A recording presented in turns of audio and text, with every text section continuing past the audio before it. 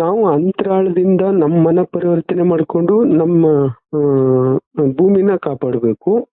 ಅವರು ಸೂಕ್ಷ್ಮ ಶರೀರದಿಂದ ಹೋರಾಡಿ ಅವರು ನಮ್ಮ ಭೂಮಿ, ನಮ್ಮ ಬ್ರಹ್ಮಾಂಡ ಭೂಮಿಯ ಪರಿವರ್ತನೆನ ಅವ್ರು ಮಾಡ್ತಾರೆ. ಬಾರ್ಡರ್ ಅಲ್ಲಿ ತುಂಬಾ ಎಚ್ಚರಿಕೆ ಇರಬೇಕು. ಒಳಗಡೆ ಇರೋರ್ನು ಏನಾದ್ರು ಅನುಮಾನಾಸ್ಪದ ಬಂತು ಅಂದ್ರೆ ಸರ್ಚ್ ಮಾಡ್ಬೇಕು. ಬೆಂಕಿ ಅನಾಹುತ, ಬ್ಲಾಸ್ಟ್ ಇವೆಲ್ಲ ಆಗುತ್ತೆ. ಆಮೇಲೆ ರೈಲ್ದು ನೋಡಿ, ಮೊನ್ನೆ ಒಂದು ರೈಲ್ದು ಆಯ್ತಲ್ಲ, ಅದು ಇನ್ನೊಂದು ಆಗುತ್ತೆ ಬೆಂಕಿನಲ್ಲಿ ಆಗಂತ ಅನಾಹುತವನ್ನು ತೋರಿಸಿದ್ದಾರೆ. ಇದನ್ನು ತೋರಿಸಿದ್ರು ಲೊಕೇಶನ್ ಕೊಟ್ಟಿರ್ಲಿಲ್ಲ ನಂಗೆ. ಇನ್ನೂ ಒಂದು ಆಗೋ ಚಾನ್ಸ್ ಇದೆ. ಅದು ಬ್ಲಾಸ್ಟ್ ಆಗೋದ್ ಮುಖಾಂತರ, ಬೆಂಕಿ ಮುಖಾಂತರನೇ ಆಗುತ್ತೆ. ಇದು ಉಗ್ರಗಾಮಿಗಳಿಂದನೂ ಆಗ್ಬೋದು, ಹೇಳಕ್ ಬರಲ್ಲ. ರೈಲ್ ಏನಾದ್ರು ತಗೊಂಬಂದಿಟ್ಟು ಸಿಡಿಸ ಅಂತದ್ದು ನಾನು ಬೆಂಕಿನಲ್ಲೇ ಕಂಡಿದ್ದೀನಿ. Breaking news coming in. A massive fire has broken out on a train in India's Andhra Pradesh. Now, at least one person has died in this fire, and the fire engulfed 2 coaches of the Tatanagar-Ernakulam Superfast Express.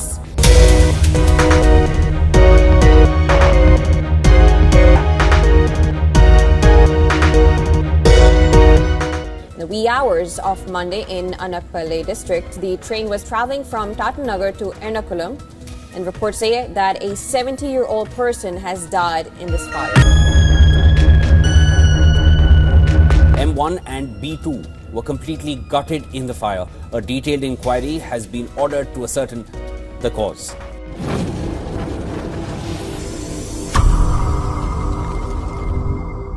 ನಮಸ್ಕಾರ ವೀಕ್ಷಕರೇ. ನಮಸ್ಕಾರ ರಾಜೀವ್ ಅವರೇ. ನಮಸ್ತೆ. So ನಿಮ್ಮ ಧ್ಯಾನದಲ್ಲಿ ಒಂದು ವಿಚಾರನ ನಮ್ಮ ವೀಕ್ಷಕರ ಗಮನಕ್ಕೆ ನೀವು ಹೇಳಿರೋದನ್ನು ಮತ್ತೆ ನಾನು ಮಾತಾಡಿಸ್ತಾ ಇದ್ದೀನಿ. ಹೊರಗಡೆ ನಮ್ಮ ಒಂದು ಈ ಸೌರವ್ಯೂಹ ಬಿಟ್ಟು ಹೊರಗಡೆ ಇದ್ದಿದ್ದು ಒಂದು ಡೈಮೆನ್ಷನ್ಗೆ ವಿಕ್ರಮಾದಿತ್ಯ ಅವರು ಹೋಗಿ ಅಲ್ಲೊಂದು ಗ್ರಹದಲ್ಲಿ ಏನೆಲ್ಲ ಒಂದು ರೋಬೋಟಿಕ್ ಸಿಸ್ಟಮ್ ನೋಡಿದ್ರು, ಅವುಗಳನ್ನ ನಿಮ್ಮ ಗಮನಕ್ಕೆ ತಗೊಂಬಂದಿದ್ರು. ಆ ಒಂದು ವಿಚಾರ ಮತ್ತೆ ವಾಪಸ್ಸು ಅದರ ಬಗ್ಗೆ ಮಾತಾಡಿ. ಯಾವ ರೀತಿ ಇತ್ತು ಆ ಗ್ರಹ, ಯಾವೆಲ್ಲ ಟೆಕ್ನಾಲಜಿ ಅಲ್ಲಿ ಇದೆ? ವಿಕ್ರಮಾದಿತ್ಯ ಅವರು ನಾನು ಧ್ಯಾನದಲ್ಲಿ ಕೂತಿರ್ಬೇಕಾದ್ರೆ ಡೈಮಂಡ್ಸ್ ಶೇಪ್ ಗ್ಯಾಲಕ್ಸಿ ಓಪನ್ ಆಗುತ್ತೆ. ಸೂಕ್ಷ್ಮ ಶರೀರದಲ್ಲಿ ಹೋಗ್ತಾರೆ. ಹೋಗಿ ಅಲ್ಲಿ ಹೋಗ್ಬೇಕಾದ್ರೆ ಅಲ್ಲಿ ಒಂದು ರೋಬೋಗಳು ಎಲ್ಲ ಈ ಜಿಮ್ಮಲ್ಲಿ ಜಾಗಿಂಗ್ ವಾಕಿಂಗ್ ಎಲ್ಲ ಮಾಡ್ತಾರೆ ನೋಡಿ, ಪೆಡಲ್ ಎಲ್ಲ ಮಾಡ್ತಾರಲ್ಲ, ಅದೇ ತರ ತುಂಬಾ ದೊಡ್ಡ ದೊಡ್ಡ ಹೈಟು ವೆಯ್ಟ್ ಎಲ್ಲ ತುಂಬಾ ಇದೆ. ಅವರೆಲ್ಲ ಗ್ಯಾಪೇ ಇಲ್ಲ, ಆ ತರ ತುಂಬೋಗ್ಬಿಟ್ಟಿದ್ದಾವೆ. ಅವೆಲ್ಲ ಏನಂದ್ರೆ ಅಸುರರು ಮತ್ತು ರಾಕ್ಷಸರು, ಅಸುರರು ಅದನ್ನ ಕ್ರಿಯೇಟ್ ಮಾಡಿ ಭೂಮಿನಲ್ಲಿರೋ ಜೀವಿಗಳನ್ನ ನಾಶ ಮಾಡೋಕ್ಕೆ. ನಮ್ಮ ಭೂಮಿನಲ್ಲಿ ಮನುಷ್ಯ ಮತ್ತೆ ಜೀವಿಗಳೆಲ್ಲ ಇದಾವಲ್ಲ, ಅವನ್ನೆಲ್ಲ ಡಿಸ್ಟ್ರಾಯ್ ಮಾಡಿ ಅವ್ರದ್ದು ಒಂದು ಇದನ್ನ ಸ್ಥಾಪನೆ ಮಾಡೋಕ್ಕೆ ಇಲ್ಲಿ. ಅದನ್ನ ನಾವು ಏಲಿಯನ್ಸ್, ಬೇರೆ ಗ್ರಹದಿಂದ ಬಂದ್ರೆ ನಾವು ಏಲಿಯನ್ಸ್ ಅಂತ ಕರಿತೀವಿ. ನಾವು ಆ ಡೈಮಂಡ್ ಶೇಪ್ ಗ್ಯಾಲಕ್ಸಿನಲ್ಲಿ ಅವರು ನಮ್ಮ ಭೂಮಿನ ನಾಶ ಮಾಡೋದಕ್ಕೆ ಮಾಡ್ಕೊಂಡಿರೋ ಅಂತ ಉನ್ನತವಾದ ತಂತ್ರಜ್ಞಾನ. ಅಲ್ಲಿ ಎಲ್ಲ ಜಾಗಿಂಗ್ ವಾಕಿಂಗ್ ಮಾಡಿ ಟ್ರೈನಿಂಗ್ ಕೊಡ್ತಾ ಇದ್ದಾರೆ. ಅಲ್ಲಿಗೆ 1-2 ಸ್ವಿಚ್ ಇರ್ತವೆ ಕೆಳಗಡೆ. ಆ ಸ್ವಿಚ್ಚನ್ನ ಮೀರಿ ಇನ್ನೂ ಒಂದು ಹೆಡ್ ಸ್ವಿಚ್ ಇರ್ತದೆ. ಆ ಹೆಡ್ ಅದನ್ನ ನೋಡ್ತಾರೆ ವಿಕ್ರಮಾದಿತ್ಯ ಅವರು. ಅವ್ರಲ್ಲಿ ಹೋಗಕ್ಕೆ ದಾರಿ ಇಲ್ಲ, ಆ ಸೂಕ್ಷ್ಮ ಶರೀರದಲ್ಲಿ ಅಲ್ಲಿ ಇಲ್ಲಿ ನುಕ್ಕೊಂಡು ಹೋಗ್ತಾರೆ. ಹೋಗ್ಬೇಕಾದ್ರೆ 2 ಸ್ವಿಚ್ ಇರ್ತವೆ. ಇದನ್ನ ನಾವು ಡಿಸ್ಟ್ರಾಯ್ ಮಾಡಿದ್ರೆ ಪ್ರಯೋಜನ ಇಲ್ಲ, ಮೇನ್ ಸ್ವಿಚ್ ಎಲ್ಲಿದೆ ಅಂತ ಹುಡ್ಕೊಂಡು ಹೋಗ್ತಾರೆ. ಒಂದು ನಿಗೂಢವಾದ ಸ್ಥಳ, ರೂಮ್ ರೀತಿ, ತುಂಬಾ ಹೈಟ್ ಇದೆ, ಯಾರಿಗೂ ಸಿಗಲ್ಲ ಅದು ಜಾಗ. ಆ ಥರದ ಹತ್ರ ಅಲ್ಲೊಂದು ಸ್ವಿಚ್ ಇಟ್ಕೊಂಡಿರ್ತಾರೆ. ಅಲ್ಲಿ ಹೋಗಿ ಅವರು ಆ ಸ್ವಿಚ್ಚನ್ನ ಇವರು ಮಂತ್ರ ಹೇಳ್ಬಿಟ್ಟು ಅವರು ಇರೋ ಬರೋ ಪವರ್ ಎಲ್ಲ ಬಿಟ್ಟು, ಅವ್ರ ಶಕ್ತಿನೆಲ್ಲ ಬಿಟ್ಟು ಕೆಳಗಡೆ ಎಳಿತಾರೆ. ಅದನ್ನ ಎಳೆದಾಗ ಅದು ಸಡನ್ಲಿ ದಡಾರ್ ಅಂತ ಬೀಳುತ್ತೆ ಕೆಳಗಡೆ.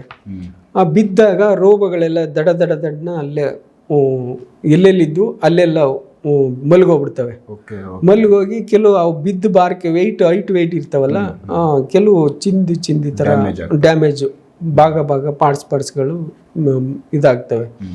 ಆವಾಗ ಅವ್ರಿಗೊಂದು ಅಶರೀರವಾಣಿ ಬರುತ್ತೆ, ಇವರು ಇನ್ನು ಮಣ್ಣಾಗಬೇಕು ಅಷ್ಟೇ ಅಂತ. ಆವಾಗ ವಿಕ್ರಮಾದಿತ್ಯ ಅವ್ರಿಗೆ ಖುಷಿ ಆಗುತ್ತೆ, ನನ್ನ ಕೆಲಸ ಆಯಿತು ಅಂದ್ಬಿಟ್ಟು ವಾಪಸ್ ಬಂದ್ಬಿಡ್ತಾರೆ ವಿಕ್ರಮಾದಿತ್ಯ ಅವರು. ಈ ಥರ ಒಂದು ದೃಶ್ಯ ನೋಡಿದೆ. ಅಂದರೆ ಸ್ವಾಮಿ ನಮ್ಮ ಭೂಮಿಗೆ ಏನು ಜೀವಿಗಳಿಗೆ ರಕ್ಷಣೆ ಕೊಡಬೇಕು, ಹೊರಗಡೆ ಏನೇನು ಅಪಾಯ ಇದೆ ಎಲ್ಲನೂ ಒಬ್ಬೊಬ್ಬರ ಮುಖಾಂತರ ಅದನ್ನ ಡಿಸ್ಟ್ರೈ ಮಾಡಿಸ್ತಾ ಇದ್ದಾರೆ.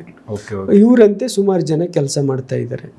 ಆಮೇಲೆ ಇವಾಗ ಭೂಮಿನಲ್ಲಿ ನಕ್ಷತ್ರ ಅಂತ ಹೊಳಿತದಲ್ಲ, ಆ ಕಾಲಜ್ಞಾನದಲ್ಲಿ ಈ ಒಂದು, ಯಾಕಂದ್ರೆ ಒಂದು ಸರಿ ನಮ್ಮ ಅಂದ್ರೆ ವೀರಬ್ರಹ್ಮೇಂದ್ರ ಸ್ವಾಮಿಗಳದ್ದು ಒಂದು ಕಾಲಜ್ಞಾನದಲ್ಲಿ ಒಂದು ನಕ್ಷತ್ರ ಹುಟ್ಟುತ್ತೆ, ಅದು ಬರುತ್ತೆ, ಕಾಣುತ್ತೆ ಭೂಮಿಗೆ ಅಂತ ಹೇಳಿದ್ರು. ಅದೇ ಇವಾಗ ನಕ್ಷತ್ರ ಉದುರೋ ರೀತಿ ನೋಡಿದ್ದೀನಿ ನಾನು ದೃಶ್ಯ ಮುಖಾಂತರ. ಯಾಕೆಂದ್ರೆ ನಕ್ಷತ್ರ ಹಂಗೆ ಸ್ಟಾರ್ ತರ ಒಂದೇ ಕಡೆ ಒಂದು 4-5 ಹಂಗೆ ಆ ಕಡೆ ಈ ಕಡೆ ಬಿದ್ದೋಗ ಅಂತ ನೋಡಿದ್ದೀನಿ. ಅದು ಭೂಮಿಯಿಂದ ಬೆಳಕಲ್ಲಿ ಕೆಲವು ಕಡೆ ಎಲ್ಲ ಬೆಳಕಾಗಿ ಪ್ರಜ್ವಲಿಸ್ತದೆ. ಅದು ಬಂದು ಬೀಳ್ಬೇಕಾದ್ರೆ ಆ ಬೆಳಕು ಭೂಮಿಗೆ ಕೆಲವ್ರಿಗೆಲ್ಲ ಗೊತ್ತಾಗುತ್ತೆ, ಕಾಣುತ್ತೆ. ಆ ರೀತಿ ಈಗ ಸದ್ಯದೆಲ್ಲ ಆಗುತ್ತೆ. ಆ ರೀತಿ ನಾನು ಒಂದು ದೃಶ್ಯ ನೋಡಿದ್ದೀನಿ. ಆಮೇಲೆ ನಮ್ಮ ಅಮರ ಗುರುಗಳು ಇದಾರಲ್ಲ, ಅಮರ ಗುರುಗಳಿಗೆ ನಮೋ ನಮಃ.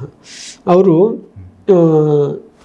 ಸಮಾಧಿ ಐಕ್ಯವಾಗವರಲ್ಲ, ಆ ಸ್ಥಳದಲ್ಲಿ ಒಂದು ಧ್ಯಾನ ಮಂದಿರ ಆಯ್ತಲ್ಲ, ಆ ಸ್ಥಳದಲ್ಲಿ ಶುದ್ಧವಾದ ಗಂಗೆ ಸತ್ಯಯುಗದಕ್ಕೆ ಅಲ್ಲಿ ಗಂಗೆ ಉಕ್ಕಿ ಬರ್ತಾರೆ. ಅದು ಗಂಗೆ ಉಕ್ಕಿ ಬಂದು ಅದು ನಮ್ಮ ಎಲ್ಲರಿಗೂ ಕುಡಿಯ ಅಂತ ಒಳ್ಳೆ ಅಮೃತವಾದ ತೀರ್ಥ ರೀತಿ ಆಗುತ್ತೆ. ಆ ರೀತಿ ಗಂಗೆ ಉದ್ಭವ ಆಗುತ್ತೆ ಅಲ್ಲಿ ಅಮರ ಗುರುಗಳು ಐಕ್ಯವಾಗಿರಲಿ ಮನೋವತಿನಲ್ಲಿ. ಆಮೇಲೆ ಅಮರ ಗುರುಗಳು 42ನೇ ಇಸ್ವಿಲಿ ಬರ್ತಾರೆ ಅಂತ ಕೇಳಿದ್ದೀವಿ. ಆದರೆ ಅದಕ್ಕೂ ಮುಂಚೆ ಒಂದ್ಸರಿ ದೇಹ ತಗೊಂಡು ಬರ್ತಾರೆ. ಬಂದು ಅವರು ವಿಕ್ರಮಾದಿತ್ಯ ಅವರಿಗೆ ಕೆಲವು ಮಾಹಿತಿ ಕೊಡಬೇಕಂತೆ. ಅದಕ್ಕೋಸ್ಕರ ಒಂದು ಕಾರ್ ಇರ್ತದೆ, ಕಾರಲ್ಲಿ ಡ್ರೈವರ್ ಕೂತಿರ್ತಾರೆ, ಮುಂಭಾಗದಲ್ಲಿ ಅವ್ರು ಕೂತ್ಕೋತಾರೆ. ವಿಕ್ರಮಾದಿತ್ಯನ ಬಾ ಹಿಂದೆ ಅಂದ್ಬಿಟ್ಟು ಹಿಂದೆ ಕೂರಿಸ್ಕೊಂಡು ಒಂದು ಕಡೆ ಭಾರತದಲ್ಲಿ ರೌಂಡ್ ಹೋಗ್ತಾರೆ. ಎಲ್ಲೆಲ್ಲಿ ಏನೇನು ಇದೆ ಭೂಮಿ ಅಂತರಾಳದಲ್ಲಿ ಗರ್ಭದಲ್ಲಿ ಏನೇನು ಮಾಡಬೇಕು ಸತ್ಯಯುಗದದ್ದು, ಅದನ್ನೆಲ್ಲ ಪೆಂಡಿಂಗ್ ಏನಿದೆ, ಯಾವುದನ್ನ ಎಲ್ಲಿ ತಗೊಂಡೋಗಿ ಸೇರಿಸ್ಬೇಕು ಅದನ್ನೆಲ್ಲ ಒಂದ್ ಕಡೆಯಿಂದ ಹೇಳ್ಕೊಂಡು ಬರ್ತಾರೆ. ಆ ಕೆಲಸನ ವಿಕ್ರಮಾದಿತ್ಯ ಅವರಿಗೆ ಮಾಡೋದಕ್ಕೆ ಸೂಚನೆ ಕೊಡ್ತಾರೆ ಒಂದು ರೌಂಡ್ ಬಂದು. ಆದರೆ ವಿಶೇಷವಾಗಿ ಯಾರಿಗೂ ಗೊತ್ತಾಗಲ್ಲ, ಅದು ಸಸ್ಪೆನ್ಸ್ ಆಗಿ ನಡೀತದೆ. ಇದು ಫಿಸಿಕಲಿ ಬರ್ತಾರೆ, ಒಂದು ದೇಹ ತಗೊಂಡ್ಬರ್ತಾರೆ ಅಂತ. ದೇಹದಿಂದ ಅವ್ರು ಮೊದ್ಲಿದ್ರಲ್ಲ ಆ ಒರಿಜಿನಲ್ ದೇಹನೇ ತೋರಿಸಿದ್ದಾರೆ ನನಗೆ. ಅವರು ಒರಿಜಿನಲ್ ದೇಹದಲ್ಲಿ ಕೂತಿರೋದನ್ನು ನೋಡಿದ್ದೀನಿ ನಾನು. ಅಂದ್ರೆ ಅವ್ರಿಗೆ ಆ ಶಕ್ತಿ ಇದೆ, ಯಾವಾಗ ಬೇಕೋ ವಾಪಸ್ ಬಂದು ದೇಹ ತಗೊಳ್ಬಹುದು. ಹೌದು, ಆ ಒಂದು ಶಕ್ತಿ ಇದೆ, ಆದ್ರೆ ಎಲ್ಲರಿಗೂ ಕಾಣಲ್ಲ. ಅದು ವಿಶೇಷವಾದ ವ್ಯಕ್ತಿಗಳಿಗೆ. ಮತ್ತೆ ಕೆಲವರು ಧ್ಯಾನದಲ್ಲಿ ತುಂಬಾ ಹೈಯರ್ ಲೆವೆಲ್ ಹೋಗಿರೋರು ನೋಡ್ಬೋದು, ಸಿಗುತ್ತೆ ಅವ್ರಿಗೂ. ಯಾಕೆಂದ್ರೆ ಅವ್ರಿಗೆ ಎಲ್ಲ ರೀತಿಲೂ ಒಂದು ಮಾಹಿತಿಗೆ ಕಲೆ ಹಾಕಿರ್ತಾರೆ. ಅವರು ಸುಮಾರು ನಮ್ಮ ಎಲೆಮರೆ ಕಾಯಿ ಥರ ಬದುಕ್ತಾ ಇರ್ತಾರೆ, ಋಷಿಗಳು ಬದುಕ್ತಾರಲ್ಲ ಆ ಥರ. ಅಂಥ ವ್ಯಕ್ತಿಗಳಿಗೆ ಗೊತ್ತಾಗುತ್ತೆ ಅವ್ರು ಬರೋದು ಹೋಗೋದೆಲ್ಲ, ಅವ್ರು ಏನೇನು ಮಾಡ್ತಾರೆ, ವಿಶೇಷವಾದ ಕೆಲಸಕ್ಕೋಸ್ಕರ ಅವ್ರು ಬರ್ತಾರೆ. ಅದ್ರಲ್ಲಿ ಯಾಕೆ ಅಂದರೆ ನಮ್ಮ ಅಮರ ಗುರುಗಳನ್ನ ಆರಾಧ್ಯ ದೈವವಾಗಿ ನೋಡ್ತಾರಲ್ಲ, ಅವ್ರಿಗೆ ಒಂದು ಖುಷಿ ವಿಷಯ. ಅದಕ್ಕೋಸ್ಕರ ಹೇಳಿದೆ ಇದು. ಅವರು ಧ್ಯಾನದಲ್ಲಿ ಒಳ್ಳೆ ಧ್ಯಾನದಲ್ಲಿ ಒಂದು ಹೈಯರ್ ಲೆವೆಲ್ ಬಂದರೆ ಅವ್ರಿಗೆ ಖಂಡಿತ ಅವ್ರು ನೋಡ್ಬೋದು. ಅದನ್ನ ತಲುಪಲಿ ಅವರು. 2029 ಬರೋದವರು. ಅವ್ರು ಯಾವಾಗ ಬರ್ತಾರೆ ಅಂತ ಗೊತ್ತಿಲ್ಲ ನನಗೆ. ಅದು ದೃಶ್ಯ ಎಲ್ಲ ತೋರಿಸಿದ್ದಾರೆ, ಇದೇ ತರ ಬರ್ತಾರೆ. ವಿಕ್ರಮಾದಿತ್ಯನ ಇದೇ ತರ ಕರ್ಕೊಂಡು ಹೋಗ್ತಾರೆ, ಇದೇ ರೀತಿ ನೋಡಿಸ್ಕೊಂಡು ಅವ್ರಿಗೆ ಮಾಹಿತಿ ಕೊಟ್ಟು ಹೋಗ್ತಾರೆ ಅನ್ನೋದನ್ನ ನಾನು ದೃಶ್ಯ ಸಮೇತ ನೋಡಿದ್ದೀನಿ. ಬಂದೇ ಬರ್ತಾರೆ. ಅದು ಹೈಯರ್ ಲೆವೆಲ್ ಅಲ್ಲಿ ಸಾಧನೆ ಮಾಡೋರಿಗೆ ನೋಡ್ಬೋದು. ಅದನ್ನ ಮಾಡ್ಲಿ ಅವ್ರು ನೋಡ್ಬೋದು. ಸೂಪರ್. ಸೊ ಮತ್ತೆ ಈಗ ಸಾಕಷ್ಟು ವಿಚಾರಗಳು ನಮ್ಮ ಭೂಮಿ ಬಿಟ್ಟು ಹೊರಗಡೆ ವಿಚಾರಗಳನ್ನ ಮಾತಾಡಿದ್ರಿ. ನೀವು ಅಂದರೆ ಒಂದಷ್ಟು ಟೆಕ್ನಾಲಜಿ ಹೊರಗಡೆ ಆಲ್ರೆಡಿ ಟೆಕ್ನಾಲಜಿ ಎಷ್ಟು ಸ್ಟ್ರಾಂಗ್ ಇದೆ ಅನ್ನೋದ್ರ ಬಗ್ಗೆ ಮಾಹಿತಿ ಕೊಟ್ಟಿದ್ದೀರಾ. ನಮ್ಮಲ್ಲಿರೋ ಟೆಕ್ನಾಲಜಿನೂ ಮುಂದೆ ಸೂಪರ್ ಪವರ್ ಆಗಿ, ಅಂದರೆ ಒಂದು ಸ್ಪೇಸ್ ಶಿಪ್, ಆ ಒಂದು ನಮಗೆ ಆ ಟೆಕ್ನಾಲಜಿ ಬರುತ್ತೆ, ಅದನ್ನು ಋಷಿ ಮುನಿಗಳು ತಂದು ಕೊಡ್ತಾರೆ ಅನ್ನೋ ವಿಚಾರನೂ ಇದಕ್ಕೆ ಮೊದಲು ಮಾತಾಡಿದ್ದೀರಾ. ಬಟ್ ಈ ಒಂದು ಟೆಕ್ನಾಲಜಿ ಹೋಗ್ಬಿಡುತ್ತೆ, ಬರೋ ಟೆಕ್ನಾಲಜಿ ತುಂಬಾ ಇದಕ್ಕಿಂತ ಅಡ್ವಾನ್ಸ್ ಇದು ಹೋಗೋದು ತೋರಿಸಿದ್ದಾರೆ. ಇದಕ್ಕೆ ಲಾಸ್ಟ್ ಇವಾಗ ಏನು ಕಂಡುಹಿಡಿದಿದ್ದಾರೆ, ನಾವೇನು ಉಪಯೋಗಿಸ್ತೀವಿ, ಈ ಅಮೇರಿಕಾ ಅಂತ ಹೇಳ್ತಾ ಇದ್ರಲ್ಲ, ಅಮೇರಿಕಾ ಅಲ್ಲ, ಇವಾಗಿರೋದು ಭಾರತನೇ. ಟೆಕ್ನಾಲಜಿಲಿ ಇಂಪ್ರೂವ್ಮೆಂಟ್ ಆಗಿ. ರಷ್ಯಾದಲ್ಲೂ ಇಲ್ಲ, ಚೈನಾದಲ್ಲೂ ಇಲ್ಲ, ಭಾರತದಲ್ಲೇ ಇರೋದು. ಆದರೆ ನಿಗೂಢವಾಗಿದೆ, ಎಲ್ಲ ರೀತಿಲೂ ನಿಗೂಢವಾಗಿದೆ. ಆ ಸ್ವಾಮಿ ಏನೇನು ಬೇಕೋ ಎಲ್ಲನೂ ಕೊಟ್ಟಿದ್ದಾರೆ. ನಮ್ಮ ಭಾರತನ ಒಂದು ಕೈ ಮೇಲಾಗಿ ನೋಡ್ಬೇಕಲ್ಲ, ಮಾಡ್ಬೇಕಲ್ವಾ, ಅವ್ರಿರೋ ಸ್ಥಳ ಅಲ್ವಾ. ಅದರಿಂದ ಹೈಯರ್ ಆಗಿ ಟೆಕ್ನಾಲಜಿ ಇರೋದು ಭಾರತದಲ್ಲಿ. ಆದರೆ ರಷ್ಯಾದಲ್ಲಿ ಅವರು ಮೊದಲು ಹೆಲ್ಪ್ ಮಾಡಿದ್ದಾರೆ, ಇವಾಗ ಇಲ್ಲಿಂದ ಅವ್ರು ಹೆಲ್ಪ್ ತಗೋತಾ ಇದ್ದಾರೆ. ಇವಾಗ ಅದ್ರ ಜೊತೆ ಇವರು ಕೈ ಜೋಡಿಸಿದ್ದಾರೆ, ಇಸ್ರೇಲ್ನವರು. ಅವರು ಇಸ್ರೇಲ್ ಟೆಕ್ನಾಲಜಿ ಎಲ್ಲನೂ ಅಳವಡಿಸ್ಕೊಂಡು ಸ್ವಾಮಿನೂ ಕೆಲವನ್ನ ವಿಜ್ಞಾನಿಗಳಿಗೆ ಒಂದು ಓಪನ್ ಮಾಡಿದ್ದಾರೆ. ಮೈಂಡಲ್ಲಿ ಒಂದು ಸ್ಕಿಲ್ ಓಪನ್ ಮಾಡಿದ್ದಾರೆ. ಆ ಸ್ಕಿಲ್ ಮುಖಾಂತರ ಎಲ್ಲ ಅಡ್ವಾನ್ಸ್ಡ್ ಟೆಕ್ನಾಲಜಿನೆಲ್ಲ ಕಂಡುಹಿಡ್ಕೊಂಡಿದ್ದಾರೆ. ಅದರಿಂದ ಇವಾಗ ರಷ್ಯಾ, ಭಾರತ, ಚೈನಾದಲ್ಲೂ ಇಲ್ಲ ಟೆಕ್ನಾಲಜಿ, ಆ ರೀತಿ ಇದೆ. ಸೊ ನೆಕ್ಸ್ಟ್ ಫ್ಯೂಚರಲ್ಲಿ ಅದು ಡೆವಲಪ್ ಆಗುತ್ತೆ. ಎಲ್ಲ ಡೆವಲಪ್ ಆಗಲ್ಲ. ಈಗ ಏನು ಮಾಡ್ಕೊಂಡಿದ್ದಾರೆ ಅದೇ ಲಾಸ್ಟ್. ಅದರಲ್ಲಿ ಏನಾದರೂ ಇದ್ರೆ ಮಾಡ್ಕೋಬೇಕು. ಇದು ಸ್ವಾಮಿ ಒಂದಿನ ಡಿಸ್ಟ್ರೈ ಮಾಡಿಬಿಡ್ತಾರೆ. ಅದು ಬರಬೇಕಲ್ಲ, ನಮ್ಮ ಸತ್ಯ ಟೆಕ್ನಾಲಜಿ ಬರಬೇಕಲ್ಲ, ಇದು ಹೋಗ್ಬಿಡ್ತದೆ. ಸೂಪರ್, ಒಳ್ಳೆ ವಿಚಾರಗಳು ಹೇಳಿದ್ರಿ. ಸೊ ಇನ್ನು ನೆಕ್ಸ್ಟ್ ಧ್ಯಾನದಲ್ಲಿ ನಿಮ್ಗೆ ಏನಾದರೂ ಒಳ್ಳೆ ವಿಚಾರಗಳು ಗೊತ್ತಾಯಿತು ಅಂದಾಗ ಒಂದಷ್ಟು ನಮ್ಮ ವೀಕ್ಷಕರಿಗೆ ಇದನ್ನ ತಲುಪಿಸ್ಬೇಕು ಅಂತ ನಿಮ್ಗೆ ಅದು ಗೊತ್ತಾದರೆ ಸೊ ಆ ಥರದ ವಿಚಾರಗಳನ್ನ ಮತ್ತೆ ಮಾತಾಡ್ತಾ ಹೋಗೋಣ. ಸೊ ವೀಕ್ಷಕರೇ, ಸಾಕಷ್ಟು ವಿಚಾರಗಳನ್ನ ರಾಜು ಅವರು ಮಾತಾಡವ್ರೆ. ಅವ್ರಿಗೆ ಇರೋ ಒಂದಷ್ಟು ಜ್ಞಾನದಲ್ಲಿ, ಒಂದು ಧ್ಯಾನದಲ್ಲಿ ಏನೆಲ್ಲ ನೋಡ್ತಾರೆ, ಕಂಪ್ಲೀಟಾಗಿ ಅಷ್ಟು ಹೇಳೋಕ್ಕಾಗಿಲ್ಲ ಅಂದರೂ ಮ್ಯಾಕ್ಸಿಮಮ್ ಎಷ್ಟು ಸಾಧ್ಯ ಐತೆ ಅಷ್ಟೇ ಹೇಳ್ತಾ ಇರೋದು. ಯಾಕಂದರೆ ಕೆಲವು ವಿಚಾರ ಗೌಪ್ಯವಾಗಿ ಇರಬೇಕು ಅಂತಲೇ ಒಂದು ಆದೇಶ ಅವರಲ್ಲಿ ಐತೆ. ಆ ವಿಚಾರಗಳನ್ನ ಧ್ಯಾನದಲ್ಲಿ ಯಾರು ಸಂಪರ್ಕ ಆಗ್ತಾರೆ ಸೊ ಅವ್ರಿಗೆ ಮಾತ್ರ ಅದು ಸಿಗ್ತದೆ. ಸೊ ರಾಜು ಅವರು ಕೂಡ ಅವ್ರು ಹೇಳಿರೋದು, ಈಗ ನೆಕ್ಸ್ಟು ನಮ್ಮನ್ನು ಸಂಪರ್ಕ ಮಾಡಬೇಕಂದ್ರು ಸೊ ಅವರು ಧ್ಯಾನದಲ್ಲೇ ಸಂಪರ್ಕ ಮಾಡಬೇಕು, ಫಿಸಿಕಲಿ ಅಲ್ಲ ಅನ್ನೋದನ್ನ ಹೇಳವ್ರೆ. ಸೊ ಈಗ ಅನಿಲ್ ಅವರು ರೆಗ್ಯುಲರಾಗಿ ರಾಜು ಅವ್ರ ಜೊತೆಯಲ್ಲಿ ಕೆಲವೊಂದು ಸಂದರ್ಭಗಳಲ್ಲಿ ಇರ್ತಾರೆ. ಹಾಗಾಗಿ ಅನಿಲ್ ಅವ್ರ ನಂಬರ್ನ ನಾನು ಡಿಸ್ಪ್ಲೇ ಮಾಡಿರ್ತೀನಿ. ಸೊ ರಾಜು ಅವ್ರನ್ನ ಅಂದರೆ ಏನಾದರೂ ಸಮಸ್ಯೆಗಳಿಗೋಸ್ಕರ ಬಳಸ್ಕೊಳ್ಳೋದಲ್ಲ, ಈ ಒಂದು ಅಧ್ಯಾತ್ಮದ ಲೈನಲ್ಲಿ ಧ್ಯಾನಕ್ಕೆ ಸಂಬಂಧಪಟ್ಟಂತೆ ಈ ವಿಚಾರಗಳ ಬಗ್ಗೆ ಏನಾದರೂ ಆ ಒಂದು ಆಸಕ್ತಿ ಇದ್ದವ್ರು ಮಾತ್ರ ಸಂಪರ್ಕ ಮಾಡಲಿ ಅಂತ. ಪರ್ಸ್ನಲ್ ಸಮಸ್ಯೆಗಳನ್ನ ಅವರು ನೋಡೋದು ಇಲ್ಲ, ಅದ್ರ ಬಗ್ಗೆ ಯಾರು ಫೋನ್ ಮಾಡಿ ಅವ್ರಿಗೆ ಡಿಸ್ಟರ್ಬ್ ಮಾಡೋಕ್ಕೆ ಹೋಗಬೇಡಿ. ಹಂಗೇನಾದ್ರು ಡಿಸ್ಟರ್ಬ್ ಆಯ್ತಂದ್ರೆ ಆ ನಂಬರ್ ಕೂಡ ಮತ್ತೆ ರಿಮೂವ್ ಮಾಡಿಬಿಡ್ತೀವಿ. ಸೊ ಈ ಒಂದು ವಿಚಾರ ನಿಮ್ಮ ಗಮನಕ್ಕೆ ತೊಗೊಂಬಂದಿದ್ದೀವಿ.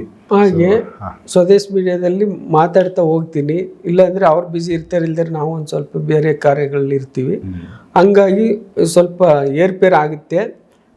ಸ್ವದೇಶ್ ಮೀಡಿಯಾದಲ್ಲಿ ನಾವು ಯಾವತ್ತೂ ನಾವು ದೂರ ಮಾಡಲ್ಲ. ಕೆಲವ್ರು ಹಂಗೆ ತಿಳ್ಕೊಂಡಿದ್ದಾರೆ. ಆದರೆ ನಾನು ಮಧ್ಯೆ ನನಗೆ ಅಥವಾ ಸ್ವಾಮಿ ಮಾಹಿತಿ ಕೊಟ್ಟಾಗ ತಿಳಿಸಿ ಇದನ್ನು ಅಂದಾಗ ಇವ್ರನ್ನೂ ಇನ್ನೊಂದು ಅಯೋಧ್ಯೆ ರಾಮ ಅಂತ ಅದು ಚಾನಲ್ಲು ಎಲ್ಲರೂ ಸೇರಿ ಗ್ರೂಪ್ನವರು ಓಪನ್ ಮಾಡಿದ್ದಾರೆ. ನಮ್ಮದಲ್ಲ, ಅದು ಎಲ್ಲ ಗ್ರೂಪ್ನವ್ರದ್ದು. ಅದರಲ್ಲೂ ಹೇಳ್ತಾ ಇರ್ತೀನಿ, ನಾವು ಸ್ವದೇಶ್ ಮೀಡಿಯಾದಲ್ಲಿ ಮಾಹಿತಿ ಕೊಡ್ತಾ ಇರ್ತೀನಿ. ಎರಡರಲ್ಲೂ ನೋಡ್ಬೋದು. ನೀವು ಅನುಮಾನ ಬೇಡಿ, ಸ್ವದೇಶ್ ಮೀಡಿಯಾ ಬಿಟ್ಟರು ಅನ್ನೋದು ಕೆಲವರು ಇವಾಗ ಮನಸ್ಸಲ್ಲಿದೆ. ಅದೆಲ್ಲ ಸುಳ್ಳು. ನಾವು ಅವರಿಂದ ವಿಷಯಗಳನ್ನ, ದೇವ್ರ ವಿಷಯಗಳನ್ನ ಹೇಳೋದಕ್ಕೆ ಸೂಚನೆ ಅವರಿಂದ ಕೊಟ್ಟಿದ್ರು, ಅದನ್ನು ಮುಂದುವರಿಸ್ತಾ ಹೋಗ್ತೀವಿ. ಆ ಡೌಟ್ ಬೇಡಿ. ಸೊ ಇದೊಂದಷ್ಟು ಮಾಹಿತಿ ಗಮನಕ್ಕೆ ಬಂದೈತೆ. ಸೊ ಇದನ್ನು ಸದುಪಯೋಗ ಮಾಡ್ಕೊಳ್ಳಿ. ಇನ್ನು ಇತ್ತೀಚೆಗೆ ಇನ್ಮೇಲೆ 2026 ಹೆಚ್ಚಾಗಿ ವಿಚಾರಗಳು ಹೇಳೋ ಒಂದು ಉದ್ದೇಶ ಐತೆ. ಘಟ್ಟೆಗಳು ಆಲ್ಮೋಸ್ಟ್ ಆಗಲೇ ಎಲ್ಲವೂ ಸಂಭವ ಆಗೋವಂಥ ಲಕ್ಷಣಗಳು ಕಾಣಿಸ್ತಾ ಇರೋದ್ರಿಂದ ಎಪಿಸೋಡ್ಗಳು ಜಾಸ್ತಿ ಬರ್ತವೆ. ಸೊ ತಪ್ಪದೆ ನೋಡ್ತಾ ಹೋಗಿ. ನಮಸ್ಕಾರ. ಕೃಷ್ಣ ಅರ್ಪಣಮಸ್ತು, ಶಿವ ಅರ್ಪಣಮಸ್ತು.